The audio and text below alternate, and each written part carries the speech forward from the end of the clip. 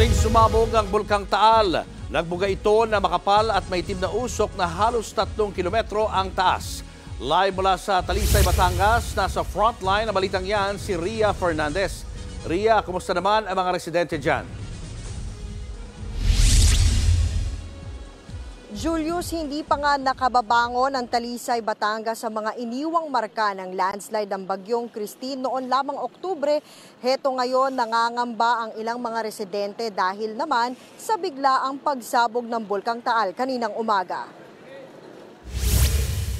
Mag-aalas 6 ng umaga kanina nang biglang pumutok ang Bulkang Taal sa Batangas. Nagbuga ito ng makapal at maitim na usok. Pakapal ng pakapal ang usok na may kasama na ring abo. Sa kuha pa ng isang netizen, tila naging ulap na ang steam dahil sa taas nito. Yung takot ko kanina, bugalwak na itim na usok ay bunga ng bulkan. Ay, butit pa wala na. Kala ko didiretso. Pero kahit humupa ang usok mula sa bunganga ng bulkan, ayaw pa ring magpakampante ng kumuha ng video na si Melvin. Nasa likod lang nila ang Taal Lake. Ito po yung mga dadalhin po sa mga toothpaste, toothbrush, kung ano pong mga gamit. Tsaka po nasa ibang sasakyan na po yung mga charger. Basta ready na po lahat ng gamit namin. Pagkain na lang po yung wala.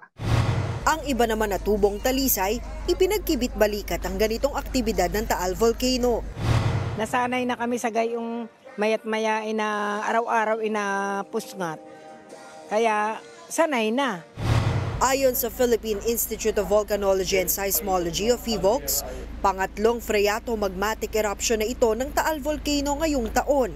Pero mas matindi raw ang nangyari kaninang umaga kumpara noong October 2 at 5. Sa loob kasi ng 4 na minuto, halos 3 kilometrong usok ang ibinuga ng bulkan. Papunta ito sa direksyong west-southwest kaya apektado ng ashfall ang poblasyon Agoncillo at Buso-Buso Laurel sa Batangas. Nagkaroon po tayo ng contact ng water, yung lake water, sa magma na nasa shallow part, sa mababaw na part. So parang kawali po yung pinainit nyo, bugan yung tubig, mag-explode po. Gayunman, wala pa raw nakikitang indikasyon ng PHIVOLCS na magtutuloy sa mas malalang pagsabog ang bulkan gaya noong 2020. Nananatili sa alert level 1 ang Bulkang Taal. Ibig sabihin, permanent danger zone pa rin ang mismong isla kung nasaan ang bulkan. Pero wala namang forced evacuation para sa mga nakatira sa mga kalapit bayan.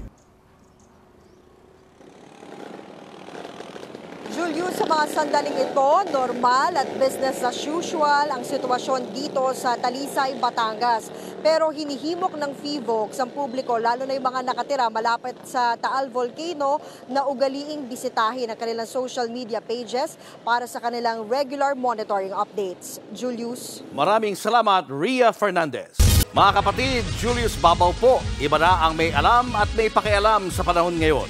Para sa frontline ng mga balita, mag-follow at mag-subscribe sa social media pages ng News 5.